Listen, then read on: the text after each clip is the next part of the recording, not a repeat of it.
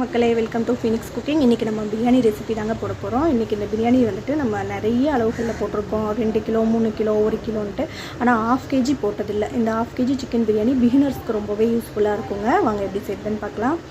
இது வந்து ஒரு சப்ஸ்கிரைபர்ஸ் வந்து நம்மக்கிட்ட கேட்டிருந்தாங்க 1/2 kg பிரியாணி ரெசிபி. ஸோ அவங்களுக்காக தான் எண்ணெய் ஊற்றிக்கிட்டு பட்டை கிராம்பு ஏலக்காய் போட்டுக்கிட்டு 200 கிராம் அளவுக்கு வெங்காயம் நல்லா இந்த மாதிரி பொன்னிறமாக வர அளவுக்கு வறுத்துக்கிட்டு 2 ஸ்பூன் வந்து இஞ்சி பூண்டு பேஸ்ட்டு போட்டிருக்கேங்க. 1/2 kgன்றதுனால நல்லா ஃப்ரெஷ்ஷாக அரைச்சி போட்டுக்கிட்டிங்கன்னா உங்களுக்கு இன்னுமே சுவை அதிகமாக இருக்கும்.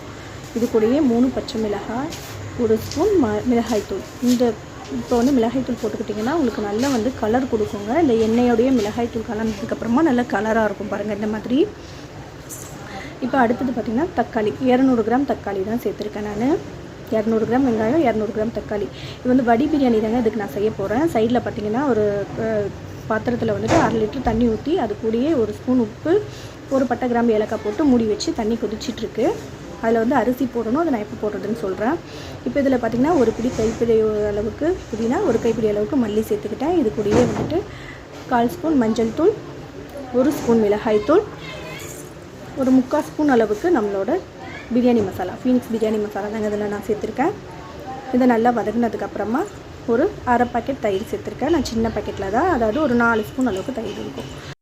இப்போ சிக்கன் சேர்த்துக்கலாம். 1/2 kg சிக்கன் சேர்த்துட்டு இது கூடயே வந்து பிரியாணிக்கு தேவையான அளவு உப்பு சேர்த்துக்கிறேன். நான் வந்து 1 ஸ்பூன் அளவு உப்பு சேர்த்துக்கிட்டு இப்போ தண்ணியும் சேர்த்துட்டேங்க. தண்ணி வந்துட்டு நான் வந்து 2 கிளாஸ் அரிசி, ஸோ அதுக்கு வந்து 3 கிளாஸ் தண்ணி, 1 கிளாஸ்க்கு 1.5 கிளாஸ் போட்டிங்கன்னா கரெக்டாக இருக்கும். இப்போ நான் வந்து அந்த தண்ணி கொதிக்கிறதுக்குள்ளேயே பக்கத்தில் அரிசி நம்ம சேர்த்துடணும்.